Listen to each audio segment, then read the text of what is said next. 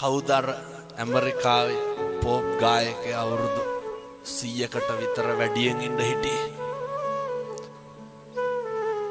Michael Jackson. මොනවාද ජැක්සන්ට තිබ්බ අඩුපාඩු? අපිට දැන් මොකක් හරි වුණොත් හික් අඩුවටනේ උපරිම යන්න තියෙන්නේ. අය මොකෝ දැන් නව ලෝකෙට යන්නේ. ඔය තියෙන එක දාගෙන යනවා.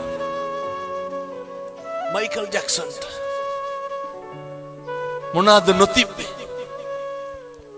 ඇගේ හැම කොටසක්ම ගබඩා කරලා තිබ්බනේ. දක්ෂ පක්ෂකම් තියෙන වෛද්‍යවරු 24 පැය සූදානම්ෙන් හිටියා. මරුනේ නැත් අපි ගැන කවර කතාවද?